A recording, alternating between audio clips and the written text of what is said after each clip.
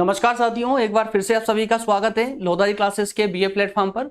भारतीय राजनीतिक चिंतक वाली सीरीज को कंटिन्यू करते हुए दोस्तों आज के टॉपिक में हम कवर करेंगे या डिस्कस करेंगे सुभाष चंद्र बोस के राजनीतिक और विभिन्न जितने भी इनके विचार हैं उन सभी विचारों पर आज पूरे विस्तार से समझने का इनको प्रयास करेंगे। दोस्तों अगर आप बीए के अलावा किसी प्रतियोगी परीक्षा की भी तैयारी कर रहे हैं या फिर अन्य किसी और सिलेबस में आपको अगर भारतीय राजनीतिक विचारकों के अंतर्गत सुभाष चंद्र बोस का ये टॉपिक पढ़ने को मिल रहा है तो दोस्तों निश्चित रूप से आप इस सीरीज के माध्यम से अपने सिलेबस को कवर कर सकते हैं। दोस्तों सभी टॉपिक और सभी सब्जेक्ट हम क्रम अनुसार ही लेकर के आते हैं, टॉपिक वाइज टॉपिक, प्रत्येक सब्जेक्ट को टॉपिक वाइज टॉपिक ही हम यहाँ पढ़ाते हैं। एक बार प्लेलिस्ट को जरूर विजिट कीजिएगा, वहां पर आपको सभी टॉपिक पूरे क्रम अनुसार मिल जाएंगे। चाहे आप किसी भी सिलेबस को किसी भी यूनिवर्सिटी को फॉलो करते हैं दोस्तों, कोई मैटर नहीं करता। जैसे कि भारतीय राजनीतिक चिंतक वाला ये पार्ट है या सब्जेक्ट है, तो इस सब्जेक्ट के सभी टॉपिक सभी विचारक दोस्तों पूरे क्रम से आपको देखने को मिल जाएंगे। प्लेलिस्ट आपको डिस्क्रिप्शन में लिंक मिल जाएगी प्लेलिस्ट की, या फिर चैनल पे डायरेक्ट जाकर भी आप प्लेलिस्ट वाले सेक्शन में जाकर के और वहां से सभी अपने सब्जेक्ट के अनुसार प्लेलिस्ट को चूज करके और वहां पर अपने सिलेबस को कंप्लीट कर सकते हैं। सभी लेक्चरों को निःशुल्क रूप से देख सकते हैं। दोस्तों शुरू करते हैं सेशन अपना आज का। आज के सेशन में जैसा कि मैंने आपको बताया सुभाष चंद्र बोस है ना, नेताजी सुभाष चंद्र बोस, इनके को आज थोड़ा विस्तार समझने का प्रयास करेंगे। सेशन थोड़ा सा लंबा हो भी सकता है ना, कुछ नहीं कह सकते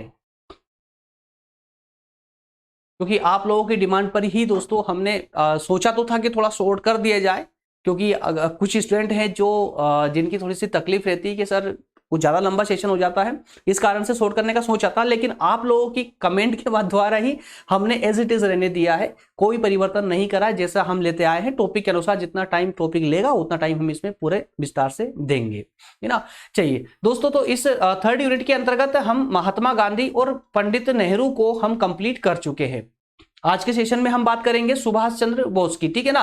और इसके बाद में एक लेक्चर होगा जिसमें भीमराव अंबेडकर साहब के बारे में चर्चा करेंगे और उसी के साथ में हमारी थर्ड यूनिट भी कंप्लीट हो जाएगी। अब चूंकि आपके एग्जाम भी नजदीक आ चुके हैं तो अब इसको बिल्कुल भी स्किप नहीं किया जाएगा, कंप्लीट करवाया जाएगा। और साथ ही साथ में दोस्तों इसके कंप्लीट होते ही मैं वैसे तो इस पर आपको एक मॉडल पेपर पहले अपलोड कर चुका हूं जिसमें सिर्फ मैंने आप लोगों को इससे रिलेटेड क्वेश्चन दिए थे, लेकिन एक पूरी एक मास्टर क्लास इसके कंप्लीट होते एक मास्टर क्लास प्रोवाइड करने वाला हूं जो मॉडल पेपर के रूप में होगी। सभी क्वेश्चनों पर एक ही क्लास में डिस्कस करेंगे, एक ही क्लास में पूरे इस सब्जेक्ट को कवर कर लेंगे। इसके कंप्लीट होने के तुरंत बाद ही हम उसको डिस्कस करेंगे, है ना। वो एक मॉडल पेपर होगा जिसमें आपको आंसर भी दिए जाएंगे और आंसरों को डिस्कस भी करेंगे, चाहे वो 3 घंटे 4 घंटे 5 घंटे चाहे कितना भी टाइम ले ले वो, तो एक ही लेक्चर में कंप्लीट कर लेंगे सब्जेक्ट को। क्लियर दोस्तों, चलिए तो जान लेते हैं कि आज के सब्जेक्ट में माफ कीजिएगा आज के टॉपिक में हमें पढ़ना क्या क्या है, क्योंकि ये वाला पार्ट क्लियर रहता है तो हमें इतना समझ आता है कि आज के टॉपिक में हमें किन किन बातों पर फोकस करना है, किस किस बातों के माध्यम से ये टॉपिक आज का कवर होगा। राष्ट्रीय आंदोलन में सुभाष चंद्र बोस की भूमिका। सबसे पहले तो दोस्तों हम देखेंगे कि सुभाष जी ने जब अपना कार्य प्रारंभ किया था, या कहें कि भारतीय राजनीति में जब इन्होंने प्रवेश किया था उस समय भारत की परिस्थिति कैसी थी, तो उस परिस्थिति के अनुसार उन्होंने क्या भूमिका अदा की ये देखेंगे हम फर्स्ट पॉइंट में। दूसरे पॉइंट में हम देखेंगे इनके राष्ट्रवादी संबंधी विचार, स्वतंत्रता संबंधी और समाजवादी विचारों को, है ना। और इसके अंतर्गत दोस्तों हम इनकी कुछ मतों को देखेंगे, जैसे कि पूर्ण स्वाधीनता के उपासक थे या समर्थक थे। ये अन्य जो नरम दल के नेता थे जो उपनिवेशवादी स्वराज की बात करते थे, तो ये बिल्कुल उसको लिए इनकार करते थे। ये पूर्ण स्वाधीनता में अर्थात पूर्ण स्वतंत्रता में विश्वास रखते थे।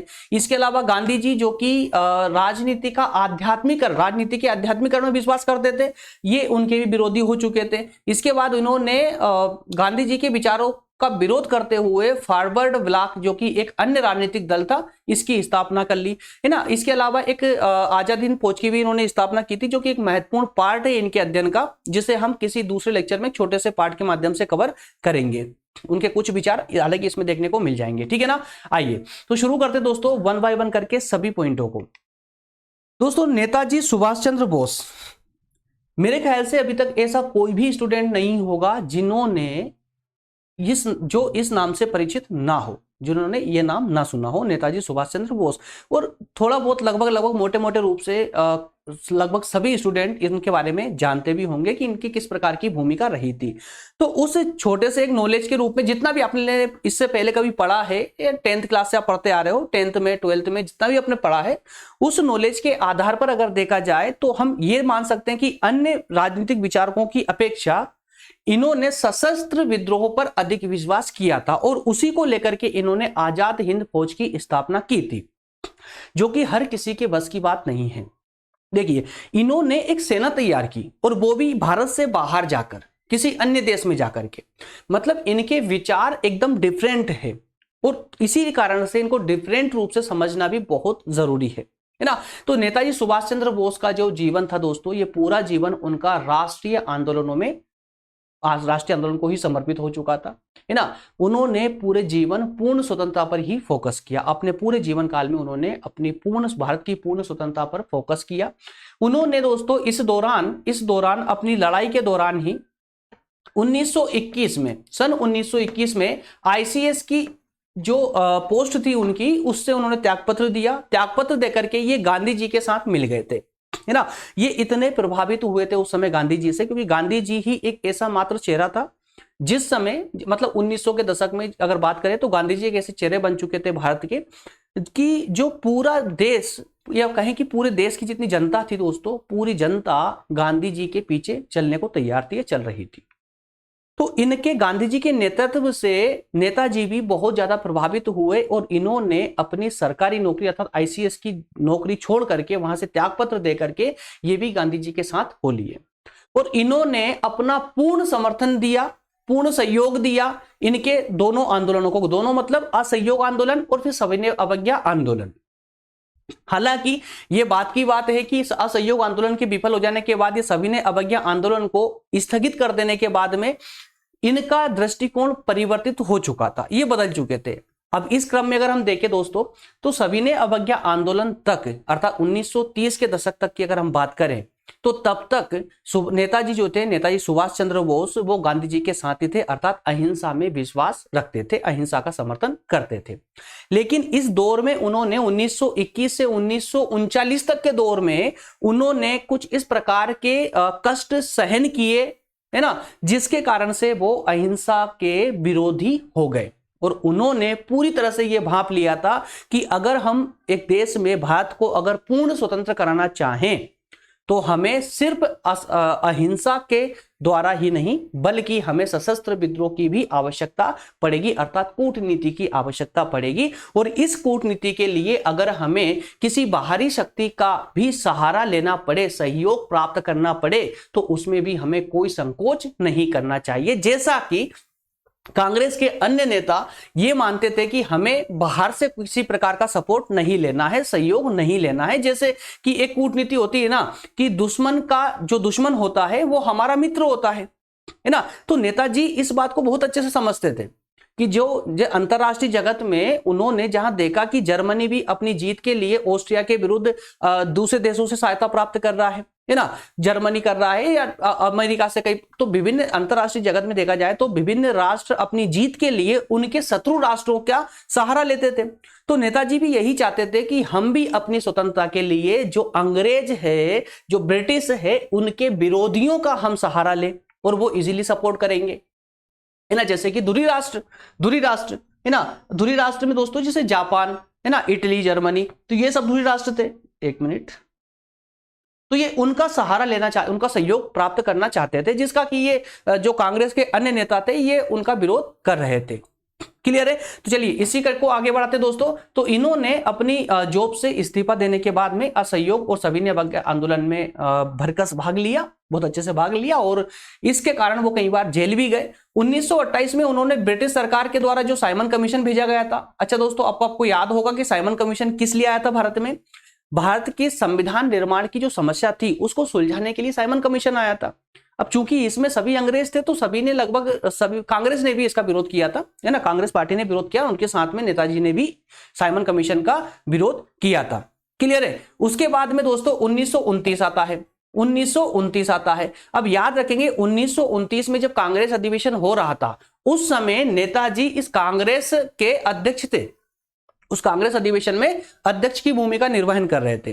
तो उस समय में ही एक प्रस्ताव पास किया गया था नेहरू जी के द्वारा, है ना। तो उस प्रस्ताव जब पास किया गया था तो उस प्रस्ताव को यहां पर इन्होंने ही पास करवाया था। और ये जो इनका पूर्ण स्वराज का जो प्रस्ताव था दोस्तों, पूर्ण स्वराज का, ये पूर्ण स्वराज का प्रस्ताव की शुरुआत यहीं से होती है 1929 से। हालांकि पूरी तरह से जो लागू होता है कांग्रेस के अंतर्गत दोस्तों वो 1930 में होता है, लेकिन 1929 से इनकी शुरुआत होती है। वो कैसे होती है हम आगे देखने वाले हैं। क्लियर है। तो इस प्रकार से दोस्तों जब सभी ने अवज्ञा आंदोलन चालू हुआ, किसके लिए? पूर्ण स्वराज की प्राप्ति के लिए। 1929 में 1929 में एक कहानी थी दोस्तों, जिसमें नेहरू जी के कहने पर इन्होंने प्रस्ताव पर साइन किया और 1930 में पूर्ण स्वराज का प्रस्ताव लागू कर दिया गया। जब लागू हुआ पूर्ण स्वराज का, तो पूर्ण स्वराज की प्राप्ति के लिए गांधी जी के नेतृत्व में गांधी के नेतृत्व में सभी ने अवज्ञा आंदोलन चलाया गया। लेकिन चूंकि अचानक से ही गांधी जी ने ब्रिटिश जो वायसराय थे इरविन, उनके साथ समझौता कर लिया। कब? 1931 में। और इस समझौते का परिणाम क्या हुआ दोस्तों? सभी ने अवज्ञा आंदोलन को रद्द कर देना, है ना। तो जब रद्द हुआ तो इस समझौते से, जो गांधी इरविन समझौता हुआ 1931 में, उससे नेताजी संतुष्ट नहीं हुए। और इसी कारण से दोस्तों वे इसी बात को इन कांग्रेस की कमजोरी मानते थे, समझौते को कांग्रेस की कमजोरी मानते थे। सुभाष चंद्र जी का कहना, स्पष्ट कहना था कि गांधी का जो तर्क है ऐसा नहीं है जो अंग्रेजों को प्रभावित कर सके। क्या है ना। महात्मा गांधी इसलिए असफल हुए क्योंकि उन्होंने अंतरराष्ट्रीय शस्त्र का प्रयोग नहीं किया। इस शब्द को पकड़ लीजिए आप लोग, अंतरराष्ट्रीय शस्त्र का प्रयोग नहीं किया, ऐसा मानना था किनका? नेताजी का। इनका स्पष्ट मानना था कि गांधी जी असफल क्यों हुए? असहयोग में आंदोलन में भी असफल हुए, सभी ने अवज्ञा आंदोलन में भी असफल क्यों हुए थे? असफल क्योंकि अंतरराष्ट्रीय शस्त्र का इन्होंने प्रयोग नहीं किया। अंतरराष्ट्रीय शस्त्र का मतलब क्या होता है दोस्तों? कि इन्होंने अंतरराष्ट्रीय जो अन्य देश थे, जो अंग्रेजों के शत्रु थे, उनका सपोर्ट नहीं लिया, सहयोग नहीं लिया। इस कारण से ये जो है इस प्रकार से ये असफल हुए थे। ठीक है ना। तो आगे इसको देखते दोस्तों। तो 1938 तक ये कहानी पहुंचती है। 1938 में कांग्रेस के अध्यक्ष फिर से ये निर्वाचित होते हैं, दूसरी बार निर्वाचित होते हैं, ये कांग्रेस के अध्यक्ष बनते हैं। और इस दौरान उन्होंने जो 1930 में पूर्ण स्वराज का प्रस्ताव पास करवाया था, उसकी मांग, उस पूर्ण स्वराज की मांग को फिर से यहां पर ये दोहराते हैं, है ना। उस प्रत्येक किसी भी प्रकार का अंग्रेज सरकार के साथ में किसी भी प्रकार के समझौते का ये विरोध करते थे। इनका स्पष्ट कहना था कि अब अंग्रेज सरकार के साथ में हम किसी भी प्रकार के समझौते के खिलाफ है, हम कोई समझौता नहीं चाहते, किसी भी प्रकार का समझौता नहीं चाहते। अब हमें पूर्ण स्वतंत्रता ही चाहिए, एकमात्र लक्ष्य हमारा बन चुका है पूर्ण स्वतंत्रता। क्लियर है। तो दोस्तों इसी प्रकार से 1939 के दौरान जब दूसरा विश्व युद्ध चल रहा था, उस समय कलकत्ता में इनको गिरफ्तार कर लिया गया था। अब चूंकि क्या हुआ दोस्तों कि 1938 में जब ये कांग्रेस के अध्यक्ष बने थे, उस दौरान उन्होंने स्पष्ट कह दिया था कि अब हमें पूर्ण स्वतंत्रता ही चाहिए। और इस बात को पूरे जन तक फैलाने के लिए इन्होंने पूरे भारत का दौरा भी किया। एक तूफानी दौरा जिसे कहा जाता है, तूफानी दौरा किया इन्होंने, मतलब पूरे भारत में घूमे, वो संपूर्ण जनता को जागृत किया, उनको आह्वान किया कि अंग्रेजों को बाहर निकालिए और ये क्षमता आपके अंदर है, आप कर सकते हो। इसके लिए हमें एकजुट होने की आवश्यकता है। वो सशस्त्र विद्रोह, अगर अहिंसा से काम ना चले तो सशस्त्र विद्रोह का हमें सहारा लेना होगा और इसके माध्यम से हम अंग्रेजों को बाहर कर सकते हैं। क्लियर है। तो दोस्तों इस प्रकार के नारे देने से, इस प्रकार के प्रचार करने से अब अंग्रेज सरकार जो है इन्हें अपना शत्रु मान बैठी थी और शत्रु मानने ही लगी थी। और इसी दौरान दोस्तों इनको 1939 में कलकत्ता में गिरफ्तार करके जेल भेज दिया गया था। लेकिन अचानक से जेल में इनका स्वास्थ्य खराब होने के कारण, अब अगर इनका स्वास्थ्य खराब हो, धीरे धीरे जेल में खराब हो रहा था, स्वास्थ्य खराब हो रहा था। इस स्वास्थ्य खराब होने के कारण अगर कहीं अचानक से, अगर मान लो कहीं बाई चांस अगर इनकी मृत्यु हो जाती जेल में, तो पूरा देश भड़क जाता। इस कारण से अंग्रेज भी समझदार थे, समझते थे कि कहीं इनकी मृत्यु जेल में ना हो जाए, है ना। इस कारण से इन्होंने क्या किया, उनको जेल से रिहा नहीं किया, इनके घर में ही नजरबंद कर दिया इनको। ठीक है। लेकिन इनका जैसे ही घर पहुंचे, कुछ ही दिनों में इनका स्वास्थ्य फिर से ठीक हो गया। और ठीक होने के बाद में अब ये कहां शांत बैठने वाले थे, ये वहां घर से भी जो पेरा लगा हुआ था पुलिस का, उसको चकमा दे करके वो घर से भी निकल लिए, भागने के लिए। निकल करके दोस्तों इन्होंने जो है जर्मनी इटली होते हुए, ये जर्मनी जापान ये सब होते हुए दोस्तों ये जर्मनी जा पहुंचते हैं, है ना, जर्मनी जा पहुंचते हैं। तो इस प्रकार से नेताजी भारत को स्वतंत्र कराने के लिए विदेशी सहायता लेना चाहते थे, है ना, और हिटलर ने उनको वचन भी दिया था, क्योंकि जो जर्मनी है वो तो ब्रिटेन के खिलाफ था, तीनों जो ध्रुवीय राष्ट्र थे वो ब्रिटेन के खिलाफ थे, है ना, दूसरे विश्व युद्ध में। इस कारण से दोस्तों वो जर्मनी, इटली और जापान तीनों का सहारा ले सकते थे, मतलब तीनों देशों में, ये तीनों इन तीनों को ही ध्रुवीय राष्ट्र कहा जाता है, तो इन तीनों देशों में ये आराम से अपने कार्य को कर सकते थे। तो इस प्रकार से उन्होंने जापानियों की सहायता से ये जर्मनी इटली होते हुए जापान पहुंचे। जापानी की सहायता से इन्होंने आजाद हिंद फौज का गठन किया। आजाद हिंद फौज का इन्होंने वहीं पर जापान में ही गठन किया था, है ना। तो लेकिन हालांकि जो द्वितीय विश्व युद्ध में जो ध्रुवीय राष्ट्र थे जर्मनी, जापान, इटली, ये हार जाते हैं, इनकी हार हो जाती है। इस कारण से आजाद हिंद फौज का जो लक्ष्य था वो सफल नहीं हो पाता है। एक बात सोच के देखिए दोस्तों, एक अकेला व्यक्ति जो किसी दूसरे राष्ट्र में जाकर के और अपनी सेना बना रहा है, वो सेना बना करके अंग्रेजों के खिलाफ युद्ध का आह्वान कर रहा है ना। अब सोचिए, सिर्फ छोटी सी एक, हालांकि इनकी गलती नहीं थी वो, अब कमजोरी किसी की भी समझ लीजिए कि दूसरे विश्व युद्ध में जर्मनी, जापान और इटली की संयुक्त रूप से हार हो गई। अगर बाई चांस अगर दोस्तों ये ध्रुवीय राष्ट्र अगर दूसरे विश्व युद्ध में इनकी विजय प्राप्त हो जाती, तो सोचिए कितनी बुरी तरह से अंग्रेजों को मार के भगाते ये। अब सोचिए एकमात्र ऐसे नेता होते ये उस समय के, जो अकेले भारत को आजाद करवाने की भूमिका का निर्वहन कर रहे होते, और आज पूरा विश्व इनको नाम से, हालांकि आज भी पूरा विश्व इनके नाम से परिचित है, लेकिन तब इनकी छवि कुछ और ही होती, है ना, अगर ये अपने आजाद हिंद फौज के उद्देश्य में सफल हो जाते तो, ठीक है ना। हालांकि ये सफल नहीं हो पाए ध्रुवीय राष्ट्रों का दूसरे विश्व युद्ध में असफल होने के कारण, लेकिन फिर भी इस जो आजाद हिंद फौज थी इसके कार्य बहुत सराहनीय रहे थे। कई जगह इन्होंने अंग्रेजों को नाक तले चने चबा दिए थे, ठीक है। तो इसके दोस्तों इस फौज की सफलता को इस प्रकार भी देखा जा सकता है कि इनके जो जब ये असफल हुए दूसरे विश्व युद्ध के बाद में, जब तीनों ध्रुवीय राष्ट्र असफल हो चुके थे, तो अंग्रेजों ने दोस्तों आजाद हिंद फौज पर भी हमला बोल दिया था, मतलब इनके भी जो बड़े बड़े नेता थे उनको पकड़ना प्रारंभ कर दिया था। तो इसी क्रम में जो इनके 3 बड़े अफसर थे, किसके, आजाद हिंद फौज के, कर्नल सहगल, कर्नल डिल्लन और मेजर शहनवाज, इन तीनों को गिरफ्तार कर लिया, और गिरफ्तार करके सैनिक जो न्यायालय था, उस सैनिक न्यायालय के द्वारा इनको मौत की सजा सुना दी गई थी। लेकिन जनता का इतना विरोध हुआ, तो जनता ने मतलब भयंकर तरीके से इनका विरोध किया, सरकार का विरोध किया। तो इस विरोध को देखते हुए जो वहां के वायसराय थे उन्होंने अपने विशेष अधिकारों का प्रयोग करते हुए इनको जो है सजा से मुक्त कर दिया था। अब ये विशेष अधिकार कौन से दोस्तों, जो आज वर्तमान में हमारे भारतीय राष्ट्रपति के पास में है ना, कि सुप्रीम कोर्ट के द्वारा भी अगर किसी व्यक्ति को फांसी की सजा सुना दी जाती है तो उसे राष्ट्रपति क्षमादान दे सकते हैं। तो उसी क्षमादान वाले विशेष अधिकार के तहत ही वायसराय ने इन तीनों जो अफसर थे तीनों को रिहा कर दिया था। और हालांकि ऐसा मिथक है या कहा जाता है, पूर्णतः स्पष्ट नहीं है कि नेताजी जो है 1945 में वायुयान की दुर्घटना के दौरान ही इनका स्वर्गवास हुआ था। हालांकि मन धड़क कहानी है, इनका जो है वायुयान में कोई दुर्घटना नहीं हुई थी उस तरह के। 1945 में ऐसे कोई वायुयान की दुर्घटना के कोई साक्ष्य नहीं है ना। लेकिन उसके बाद भी सिर्फ अंग्रेजों की ये कहानी है, जिन लोगों जो लिख के चले गए हैं कि वायुयान की दुर्घटना के द्वारा इनकी मृत्यु हुई थी, ये सिर्फ भारतीयों को या भारतीय जनता को संतुष्ट रखने के लिए, है ना। हालांकि इनके साथ में कुछ अलग ही हुआ था जो आज तक इसका खुलासा नहीं हो पाया है। ये एक अलग रीजन है कि कौन खुलासा नहीं करना चाहता, कि सिर्फ अंग्रेज या इसमें कुछ जयचंद भी मिले हुए थे भारत के। बेसिकली यार बात स्पष्ट है कि इसमें जयचंद तो थे, है ना, इस पूरी कहानी में जयचंद, बहुत सारे जयचंद थे। तो इस कारण से इनकी मृत्यु का अभी तक कोई खुलासा नहीं हो पाया है। आज भी इनको किसी पुस्तक में आप देखेंगे या गूगल भी करेंगे दोस्तों, तो भी आपको यही मिलेगा कि वायुयान के दौरान ही इनकी मृत्यु हुई थी। क्लियर है। तो दोस्तों इस प्रकार से हम देखते हैं कि इनका एक विशेष योगदान रहा है भारतीय स्वतंत्रता आंदोलनों को लेकर के।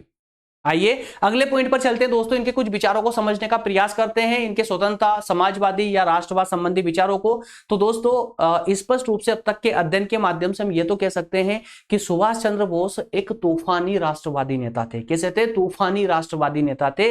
वे गांधी जी की तरह आदर्शवादी तो नहीं थे, लेकिन वो यथार्थवादी थे। वो यथार्थ में विश्वास करते थे, समय के अनुसार नीति अपनाने में विश्वास करते थे, है ना। और इसीलिए उन्होंने अपने उद्देश्यों की पूर्ति के लिए अगर शत्रुओं से भी सहयोग प्राप्त करना पड़े तो उसमें भी इन्हें कोई संकोच नहीं था। सुभाष जी अपने राष्ट्र के हित नैतिकता में नहीं, राजनीतिक समझौते में देखते थे। किसमें? राजनीतिक समझौते में। और अब यही पॉइंट दोस्तों इनको अन्य विद्वानों से अलग कर देता है।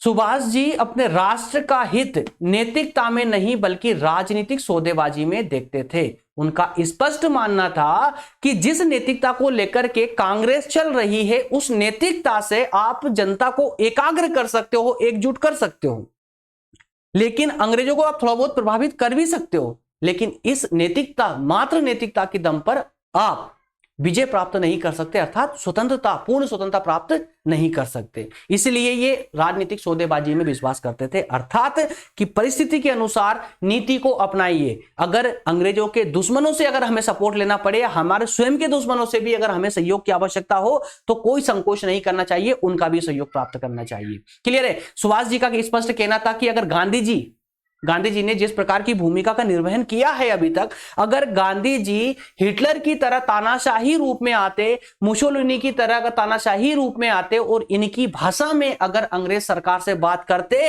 तो निश्चित रूप से अंग्रेज सरकार इनके कदमों में झुक जाती, इनके सामने नतमस्तक हो जाती और भारत की पूर्ण स्वतंत्रता इनको समर्पित कर देती। लेकिन गांधी जी ने जो है आध्यात्मिकरण की बात की, राजनीति में आध्यात्मिकरण की बात की। इस कारण से ये गांधी जी की असफलता मानते थे। सुभाष जी अपने राष्ट्र की स्वतंत्रता के लिए अंग्रेजों के विरुद्ध संघर्ष में हिटलर और मुसोलिनी की सहायता के हिमायती थे, परंतु उनका ये तर्क ये नहीं बताता है कि वो फांसीवादी थे, मतलब कि ये निरंकुश थे, है ना। ये लोकतंत्र के विरोधी नहीं थे, बल्कि ये फांसीवादी ही नहीं, सिर्फ ये साम्यवाद के भी विरोधी थे। मतलब ये हुआ कि इन्होंने हिटलर के सहयोग की बात की, इन्होंने मुसोलिनी के सहयोग की बात की, तो इसका मतलब ये नहीं है कि ये फांसीवादी थे। इनके आलोचक इनको फांसीवादी के नाम से ही जानते हैं, मतलब इनको फांसीवादी कहते हैं। क्यों कहते हैं? क्योंकि ये जो है इन्होंने अपने कई लेखों में हिटलर और मुसोलिनी का जो है समर्थन किया था या उनकी प्रशंसा की थी। इस कारण से इन्हें फांसीवादी कहा गया है। कई आलोचक इनको फांसीवादी कहते हैं। इनमें एम एन राय साहब भी सम्मिलित है। एम एन राय जो भारतीय राजनीतिक चिंतक जिनको हम पढ़ भी चुके हैं, तो एम एन राय साहब भी इनको फांसीवादी ही कहते थे। लेकिन इसका अर्थ ये नहीं है कि वो फांसीवादी थे, बल्कि वो तो यथार्थवादी थे। उन्होंने हमेशा फांसीवाद और साम्यवाद का तक विरोध किया था। वो साम्यवाद को भी भारतीय शासन में साम्यवाद पनपे, इसके भी वो हिमायती नहीं थे। उनका स्पष्ट मानना था कि भारत में साम्यवाद नहीं पनप सकता। क्यों? क्योंकि साम्यवाद जो है वो राष्ट्रवाद का विरोधी होता है, या जनता को स्वतंत्रता नहीं होती है। और इस सब क्रम के दौरान ही दोस्तों उन्होंने जनता को संदेश दिया था कि यदि देशवासियों को राजनीतिक स्वतंत्रता प्राप्त करनी है तो इसके लिए उनको कांटे भरे रास्तों पर चलना पड़ेगा, बड़े से बड़ा त्याग करना पड़ेगा, तब कहीं जाकर के स्वतंत्रता आपको प्राप्त हो पाएगी। अन्यथा स्वतंत्रता इस प्रकार के कार्यों से, जिस प्रकार के कार्य कांग्रेस कर रही है, इन कार्यों से, अहिंसावादी कार्यों से, अहिंसावादी अस्त्रों से हमें स्वतंत्रता प्राप्त नहीं होने वाली। आइए दोस्तों इसी क्रम में हम देखते हैं कि इन्होंने किस प्रकार से पूर्ण स्वाधीनता का समर्थन किया था। पूर्ण स्वाधीनता का, जब कांग्रेस औपनिवेशिक स्वतंत्रता की बात कर रही थी, उस समय जो नेताजी थे, इन्होंने पूर्ण स्वाधीनता से कम कुछ भी स्वीकार नहीं किया, है ना। तो नेता सुभाष चंद्र बोस औपनिवेशिक स्वराज के विरोधी होने के कारण वे नेहरू रिपोर्ट को मानने के लिए तैयार नहीं थे। कब की बात है दोस्तों? ये 1929 की। 1929 में एक्चुअल में होता क्या है कि 1929 में ये जो है कांग्रेस अधिवेशन में अध्यक्ष थे। कौन? नेताजी, है ना। उस समय नेहरू जी इनके पास समय आए और नेहरू जी ने कहा कि साहब एक काम कीजिए, ये औपनिवेशिक स्वाधीनता वाली रिपोर्ट है, इस पर आप साइन कर दीजिए, है ना, क्योंकि आप अध्यक्ष हैं, आप अगर साइन नहीं करेंगे तो ये पास नहीं हो पाएगा। तो नेताजी इसके विरुद्ध में थे। नेताजी स्पष्ट बोलते थे कि यार क्या आप लगा रखा है आपने औपनिवेशिक स्वाधीनता, औपनिवेशिक स्वाधीनता के अंतर्गत कर भी क्या लेंगे हम लोग, हमें पूर्ण स्वाधीनता चाहिए। औपनिवेशिक स्वाधीनता नहीं। लेकिन फिर भी नेहरू जी ने कहा कि यार बस कर दो आप, आगे अगर ऐसा होगा तो फिर हम आगे पूर्ण स्वाधीनता पर भी विचार करेंगे। तो यहां पर नेताजी ने एक शर्त पर साइन किया था, और शर्त यह थी, उन्होंने नेहरू जी को कहा था कि अगर अंग्रेजों ने इस औपनिवेशिक स्वराज की मांग को स्वीकार नहीं किया तो अगला जो भी अधिवेशन होगा उस अधिवेशन में पूर्ण स्वराज की मांग उठाई जाएगी, है ना। तो इस शर्त पर उन्होंने सिग्नेचर कर दिए, अपने साइन कर दिए, अपनी सहमति दे दी। लेकिन होना क्या था, अंग्रेजों ने इस औपनिवेशिक स्वराज की मांग को भी ठुकरा दिया, और यही तो नेताजी चाहते थे, और नेताजी को पता भी था, क्योंकि अंग्रेज कभी अपने जो वादे थे, जो प्रोमिसेस थे ना, उनको हमेशा ब्रेक ही करते थे वो। तो इस प्रकार से दोस्तों नेताजी की जो इच्छा थी, जो आकांक्षा थी, वो 1930 के जो लाहौर में अधिवेशन हुआ कांग्रेस का, उसमें पूरी हो गई। अब इस पूर्ण स्वाधीनता वाला जो इनका प्रस्ताव था, इस पूर्ण स्वाधीनता को प्राप्त करने के लिए इन्होंने गांधी जी ने सविनय अवज्ञा आंदोलन प्रारंभ कर दिया। लेकिन सविनय अवज्ञा आंदोलन कुछ समय चला, इससे अंग्रेज सरकार जो है काफी तितर बितर हो चुकी थी, बहुत परेशान हो चुकी थी सविनय अवज्ञा आंदोलन के कारण। तो इसको लेकर के अंग्रेजों ने फिर से एक और नीति का प्रयोग किया, और इन्होंने गांधी जी को एक समझौते के लिए बुलाया। उस समय अंग्रेज सरकार के जो वायसराय थे वो इरविन हुआ करते थे। तो गांधी जी और इरविन के बीच में एक समझौता होता है दोस्तों, और उसी समझौते को गांधी इरविन समझौते के नाम से जाना जाता है। और यह समझौता हुआ था सविनय अवज्ञा आंदोलन को रोकने के लिए, स्थगित करने के लिए। वो गांधी की और इरविन के बीच में समझौता हुआ, इसी कारण से ये जो सविनय अवज्ञा आंदोलन चल रहा था ये स्थगित कर दिया जाता है।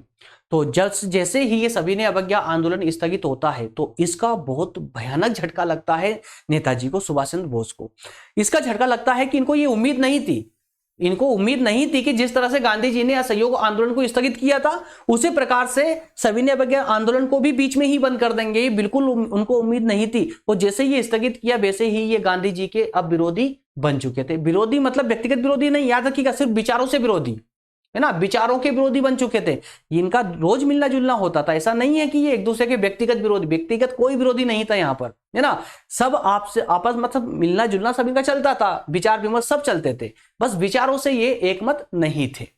क्लियर है। इसलिए उन्होंने जो है कांग्रेस की जो नीतियां थी उनका विरोध किया, और इन्होंने अर्थात नेताजी ने बाहर के सैन्य संगठन, बाहर जाकर के, देश से बाहर जाकर सैन्य संगठन बनाया, जैसा कि आपका जो है एक सैन्य संगठन का इन्होंने निर्माण किया, और बाहर से इन्होंने देश पर अर्थात कि ब्रिटिश सरकार पर हमला करने की तैयारी की, है ना, आजाद हिंद फौज के माध्यम से। तो इस प्रकार से दोस्तों उन्होंने भारत को आजाद कराने का ये एक अभूतपूर्व संघर्ष छेड़ा, मतलब कि इससे पहले इस प्रकार का संघर्ष किसी ने नहीं छेड़ा था।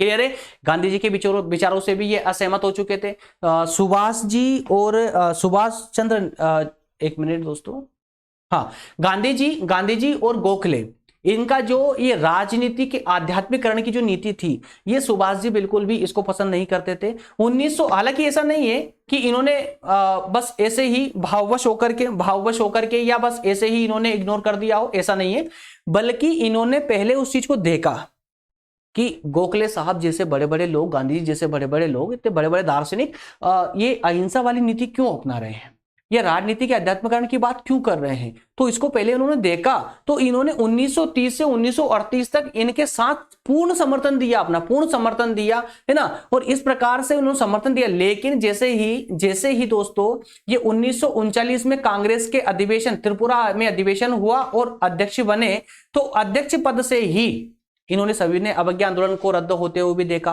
असहयोग आंदोलन को भी रद्द होते हुए देखा।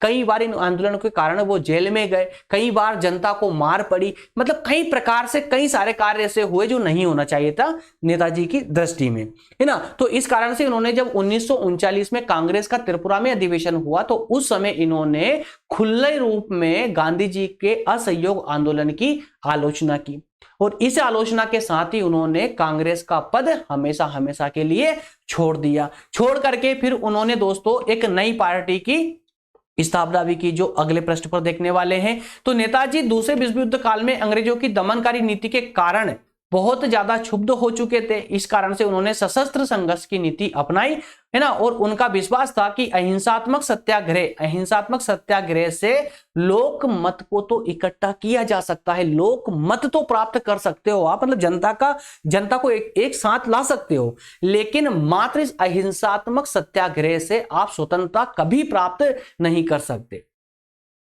ठीक है ना। तो जैसे ही उन्होंने दोस्तों त्रिपुरा अधिवेशन में 1939 में जैसे ही उन्होंने कांग्रेस छोड़कर के उन्होंने पुनः एक राजनीतिक दल की स्थापना की, जिसे फॉरवर्ड ब्लॉक के नाम से जाना जाता है। तो कांग्रेसी की सदस्यता छोड़ने के बाद 1939 में सुभाष चंद्र बोस ने फॉरवर्ड ब्लॉक नामक एक राजनीतिक दल की स्थापना की। इस दल में वे देश की शक्तियों को संयुक्त करना चाहते थे। देश में जितनी भी शक्तियां थी जो उनके विचारों से सहमत थी, उन सबको एक प्लेटफॉर्म पर लेके आना चाहते थे। और इनका स्पष्ट उद्देश्य था कि सिर्फ अहिंसात्मक चक्कर में ना पड़े, बल्कि साम दाम दंड भेद जिस अस्त्र से भी हम भारत को स्वतंत्र करा सके, उस प्रत्येक अस्त्र को जुटाने के काम पर हमें लग जाना चाहिए, मतलब प्रत्येक अस्त्र का प्रयोग हमें करना चाहिए। यही इस दल का उद्देश्य था। और इस प्रकार के विचारों के कारण ही ये जो है अंग्रेज सरकार के पूरी तरह से सुई की तरह छुपने लगे थे, इनको कांटे की तरह छुपने लगे थे। अंग्रेज सरकार की दृष्टि में ये पूरी तरह से उनके शत्रु बन चुके थे। दोस्तों इस प्रकार से फॉरवर्ड ब्लॉक जो इनका राजनीतिक दल था, इसके कुछ सिद्धांत थे, वो सिद्धांतों को भी एक बार देख लीजिए। एक पूर्ण राष्ट्रीय स्वतंत्रता और उसको प्राप्त करने के लिए साम्राज्यवाद विरोधी संघर्ष, मतलब स्पष्ट मानना था कि पूर्ण स्वतंत्रता हमको चाहिए, और इस स्वतंत्रता के लिए अगर हमें अंग्रेजों के साथ विरोध संघर्ष करना पड़े हम करेंगे।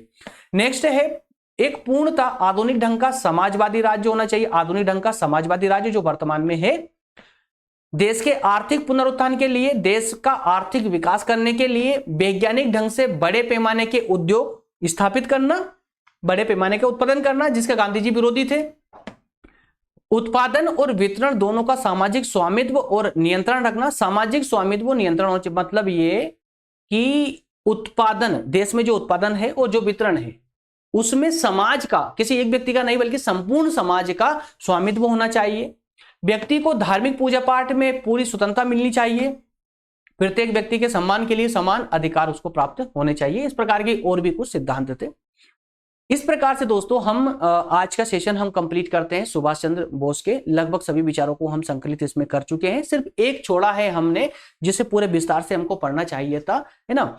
इनका जो सेना का संगठन था दोस्तों, तो इसको हो सकता है कि हम जो आजाद हिंद फौज की जो हम बात कर रहे हैं दोस्तों, इसको नेक्स्ट सेशन में अगर आप लोग चाहेंगे तो नेक्स्ट सेशन में ज्यादा नहीं और 10 से 15 मिनट का लेक्चर होगा वो, उसमें हम कवर करेंगे। लेकिन वो आपकी डिमांड के ऊपर है ना, आपकी कमेंट और आपकी डिमांड के ऊपर ही हम इसको लेकर आ पाएंगे।